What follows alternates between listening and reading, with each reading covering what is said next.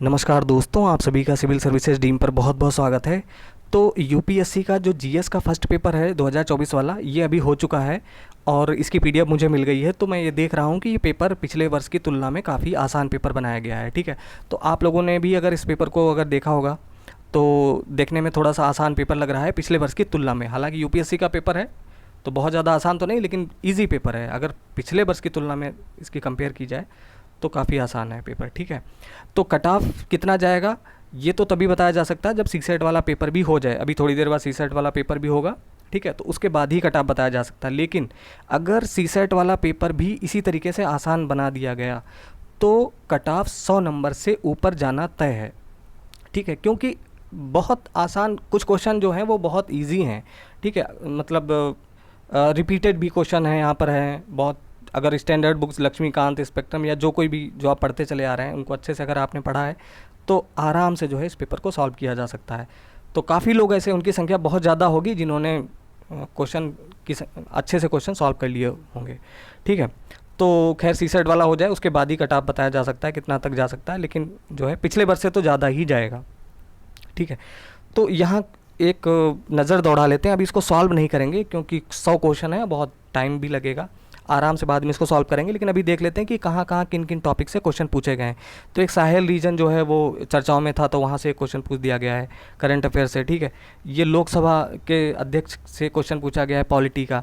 ठीक है, तो पॉलिटी के क्वेश्चन तो ईजी क्वेश्चन है, किए जा सकते हैं।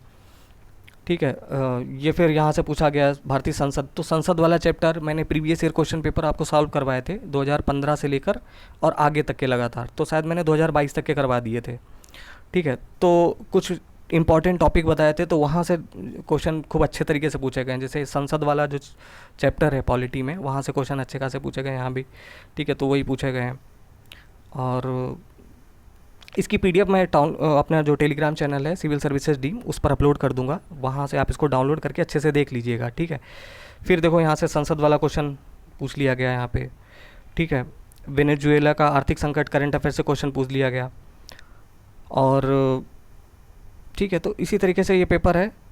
और जो गवर्नमेंट की कुछ स्कीम्स हैं, कुछ अभियान हैं, जैसे प्रधानमंत्री सुरक्षित मातृत्व अभियान के संदर्भ में पूछ लिया गया।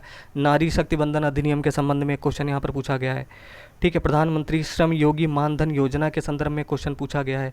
अभ्यास मित्र शक्ति 2023 के संदर्भ में पूछा गया। जैसे पीसीएस वगैरह में क्वेश्चन बनाए जाते हैं, कुछ क्वेश्चन वैसे भी यहाँ पर देखे गए हैं। ठीक है, प्रतिषेध रिट उच्चतम न्यायालय या उच्च न्यायालय द्वारा किसे और किस प्रयोजन से जारी किया गया एक आदेश है। ठीक है, तो रिट से संबंधित क्वेश्चन पूछा गया। केंद्रीय बजट से संबंधित एक क्वेश्चन यहाँ पर पूछा गया है। उसके बाद है राज्यपाल से संबंधित क्वेश्चन पूछा गया है। ठीक है, और कोई बुक अगर कोई इम्पोर्टेंट है जैसे कि द इंडिया वे या वाई भारत मैटर्स, इनके लेखक का नाम पूछ लिया गया है। ठीक है, और ऐसे ही कुछ क्वेश्चन पूछे गए यहाँ पर।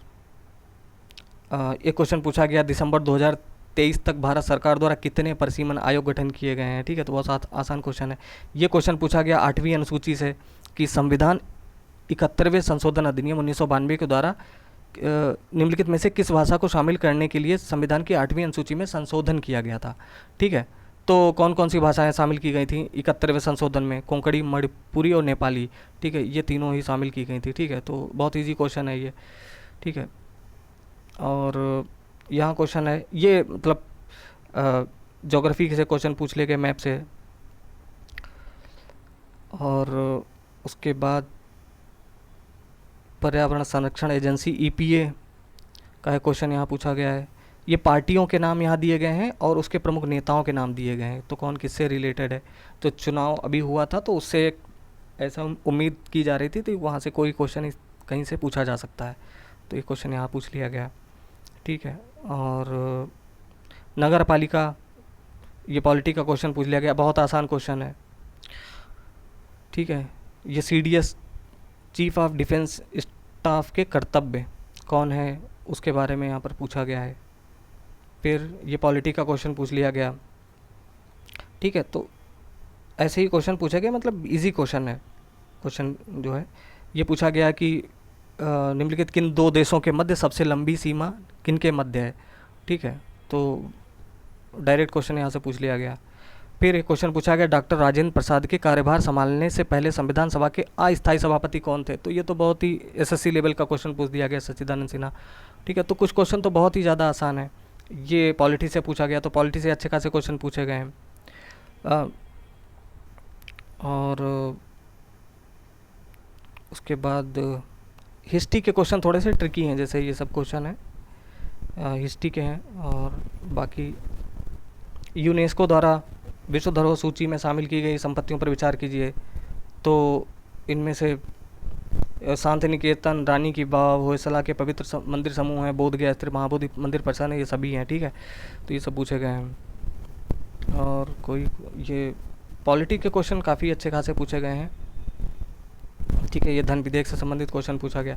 तो स्टैंडर्ड बुक जैसे लक्ष्मीकांत या कोई भी दूसरी अगर आप पढ़ रहोगे, अगर अच्छे से तरीके से आपने तैयार कर ली होगी, तो क्वेश्चन सॉल्व किए जा सकते हैं। ठीक है, ये क्वेश्चन ये बिल्कुल जैसे सीडीएस वगैरह का जो एग्ज़ाम होता है, सीडीएस वाला, उस तरीके से क्वेश्चन यहाँ पे पूछ दिया गया। थल सेना, वायुसेना, उनके अध्यक्षों के नाम,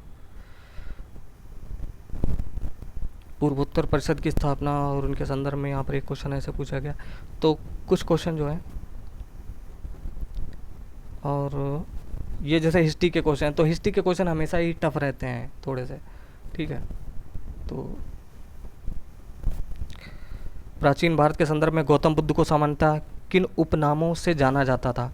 ठीक है, तो गौतम बुद्ध, मैंने प्रीवियस ईयर क्वेश्चन पेपर की एक सीरीज स्टार्ट की थी 2015 से लेकर उसके बाद वाली, तो उसमें टॉपिक बताए थे। जैसे बौद्ध धर्म से जरूर क्वेश्चन हर साल पूछा जाता है, तो यहाँ भी देखो पूछा गया है। ठीक है, शाक्य मुनि कहा जाता है, तथागत कहा जाता है, तो ये तो पढ़ा ही होगा, दूसरा तीसरा यहाँ पे सही होगा। ठीक है, तो रिपीटेड क्वेश्चन है। अब ये डायरेक्टली रिपीट नहीं होता, कोई भी क्वेश्चन यूपीएससी में एक दो डायरेक्टली रिपीट हो जाते हैं, नहीं तो ज़्यादातर इनडायरेक्टली रिपीटेड होते हैं क्वेश्चन। ठीक है, वो टॉपिक से रिपीट हो जाता है। ये मिडेवल हिस्ट्री से क्वेश्चन यहाँ पूछ लिया गया, एक मध्यकालीन भारत से। और कार्नवालिस का राजस्व संग्रहण से यहाँ क्वेश्चन एक पूछा गया है। ठीक है, यूनेस्को से यहाँ पर एक और क्वेश्चन पूछा गया है, नवीनतम समावेश। और ठीक है, तो बस यही सब पूछा गया है। इसके बाद है यहाँ पर ये इकोनॉमी के क्वेश्चन हैं। ठीक है, इसको डाउनलोड करके अच्छे तरीके से आप देख लीजिएगा। मैं बस थोड़ा ऊपर ऊपर से आपको बता दे रहा हूँ कि क्वेश्चन पेपर का लेवल कैसा है। ठीक है, तो ये इकोनॉमी के क्वेश्चन एक जगह पे दिए गए हैं। कुल मिला के पेपर आसान है। ठीक है, इसके बाद यहाँ पे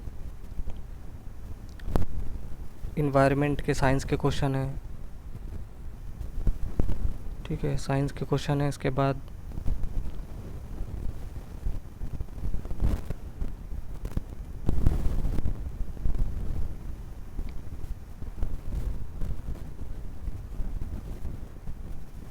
ये सब इन्वायरमेंट के क्वेश्चन है। ये पूछा गया है कितने वृक्ष वास्तव में भारत के देसी वृक्ष हैं। ठीक है, काजू, पपीता, रक्त चंदन दिया गया है। कोरियोलिस बल, ये ज्योग्राफी से क्वेश्चन पूछा गया है।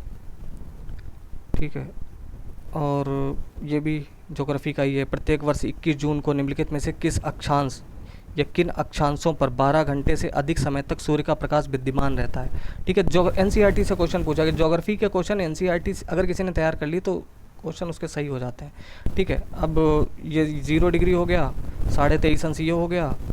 ठीक है, एक बार और पूछा गया था 2019 में शायद पूछा गया था ऐसे ही क्वेश्चन एक। और तो इसमें लिखा है कि 21 जून को, अब 21 जून को तो 23.5 अंश जो कर्क रेखा है, यही तो कर्क रेखा है।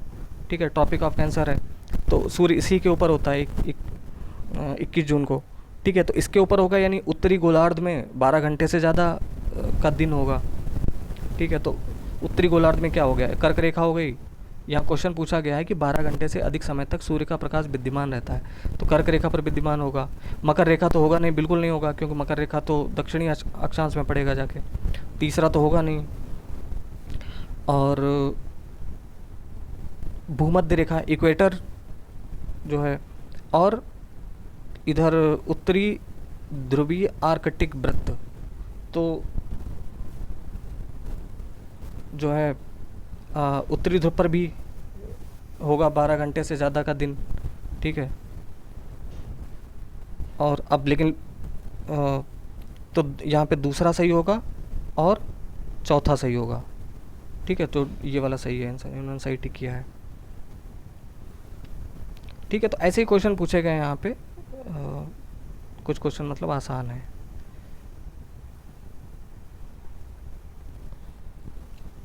ठीक है दोस्तों, इसको डाउनलोड करके आप अगर देखना चाहते हैं अच्छे तरीके से देख लीजिएगा, बाद में हम इसको एक एक क्वेश्चन को बाद में सॉल्व करवा देंगे।